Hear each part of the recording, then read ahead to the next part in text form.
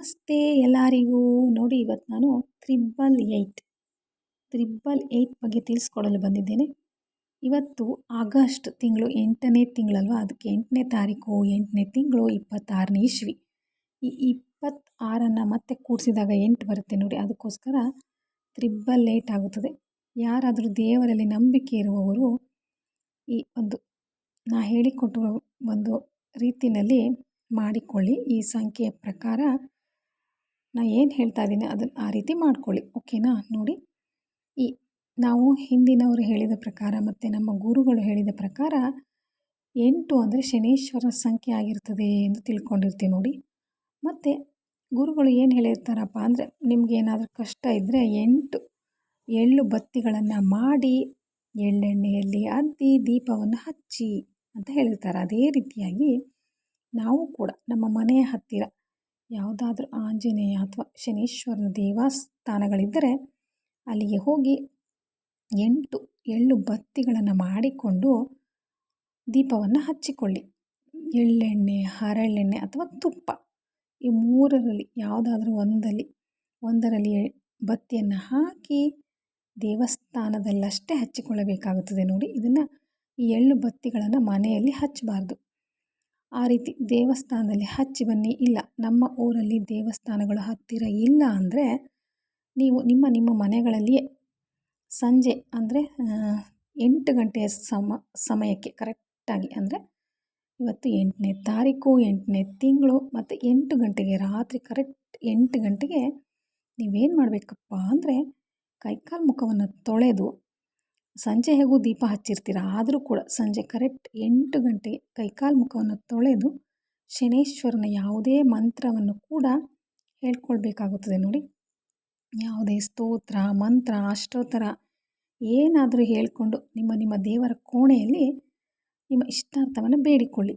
ಯಾವುದು ಮಂತ್ರ ಬರಲಿಲ್ಲ ಅಂದರೆ ಶನೀಶ್ವರಾಯ ನಮಃ ಅಂತ 8, 28, 108 ಬಾರಿ ಎಷ್ಟಾಗುತ್ತೋ ಅಷ್ಟು ಹೇಳಿಕೊಂಡು ದೇವರಲ್ಲಿ ನಂಬಿಕೆ ಇಟ್ಟು ಮಾಡಿಕೊಳ್ಳಿ. ಆಗ ನಿಮ್ಮ ಇಷ್ಟಾರ್ಥಗಳು ಈಡೇರುತ್ತವೆ ಎಂದು ಒಂದು ನಂಬಿಕೆ ಇಟ್ಟು ಮಾಡಿಕೊಳ್ಳಿ. ಮತ್ತೇನಪ್ಪ ಅಂದರೆ 8, 8, 16, 8, 24 ಇಷ್ಟನ್ನು ಕೂಡಿದ್ರೆ 24 ಬರುತ್ತೆ. ಪುನಃ ಆ 24 ಕೂಡಿಸಿದಾಗ 6 ಬರುತ್ತೆ ನೋಡಿ. 6 ಎಂಬುದು ಕೂಡ ಶುಕ್ರ ಗ್ರಹದ ಸಂಕೇತವಾಗಿರ್ತದೆ. ಅಂದರೆ ಈ 8 ಮತ್ತು 6 ಶುಕ್ರ ಮತ್ತು ಶನೀಶ್ವರನ ಅನುಗ್ರಹಕ್ಕಾಗಿ ಮಹಾಲಕ್ಷ್ಮಿಯ ಅಷ್ಟೋತ್ತರನು ಕೂಡ ಹೇಳ್ಕೊಳ್ಳಿ, ಅಥವಾ ಓಂ ಶ್ರೀ ಮಹಾಲಕ್ಷ್ಮಿಯ ಅನ್ನುತ್ತಾ ಬೇಕಾದ್ರೂ ಹೇಳ್ಕೊಳ್ಳಿ. ಯಾವ ರೀತಿಯಾದರೂ ಲಕ್ಷ್ಮಿಯ ಏನಾದರೂ ಲಕ್ಷ್ಮಿ ಎಲ್ಲರಿಗೂ ಬೇಕಲ್ವಾ, ಲಕ್ಷ್ಮಿಯ ಏನು ಬೇಕಾದರೂ ಕೇಳ್ಕೊಳ್ಳಿ ಲಕ್ಷ್ಮಿಯಲ್ಲಿ. ಮತ್ತು ಶನೀಶ್ವರನಲ್ಲಿಯೂ ಕೂಡ ನಿಮ್ಮ ಬೇಡಿಕೆಯನ್ನು ಕೇಳಿಕೊಳ್ಳಿ.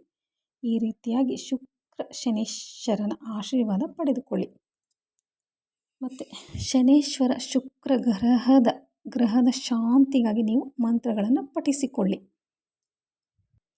ನಮಗೆಲ್ಲ ದೊಡ್ಡ ದೊಡ್ಡ ಪೂಜೆ ಹೋಮಗಳನ್ನು ಮಾಡಿಕೊಳ್ಳಲು ಆಗೋದಿಲ್ಲ ಅಲ್ವಾ, ನಮ್ಮಂಥವರು ಕೂಡ ಇವತ್ತಿನ ದಿನ ಅದ್ಭುತವಾದ ದಿನ. ಶನೀಶ್ವರನಲ್ಲಿ ಅಚ್ಚಲವಾದ ನಂಬಿಕೆ ಇಟ್ಟು ನಿಮ್ಮ ಬೇಡಿಕೆಯನ್ನು ಬೇಡಿಕೊಂಡು ದೇವಸ್ಥಾನಕ್ಕೆ ಹೋಗಿ ಬನ್ನಿ, ಮನೆಯಲ್ಲಿ ಮಂತ್ರವನ್ನು ಹೇಳಿಕೊಳ್ಳಿ. ಈ ರೀತಿಯಾಗಿ ನಿಮ್ಮ ಕಷ್ಟಗಳನ್ನು ದೂರ ಮಾಡಿಕೊಳ್ಳುವ ಒಂದು ಅದ್ಭುತವಾದ ದಿನವಾಗಿರ್ತದೆ ನೋಡಿ.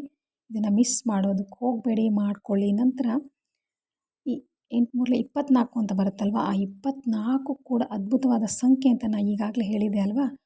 ಆ 24 ಅನ್ನೋದನ್ನು ನಾವು ಆಡು ಭಾಷೆಯಲ್ಲಿ ಅಂದರೆ 24 ಕ್ಯಾರೆಟ್ ಚಿನ್ನ ಅಂತೀವಲ್ವ, ಆ ರೀತಿ ಅಂತ ಗೋಲ್ಡನ್ ಟೈಮ್ ಆಗಿರ್ತದೆ ನೋಡಿ ಇವತ್ತಿನ ದಿನ.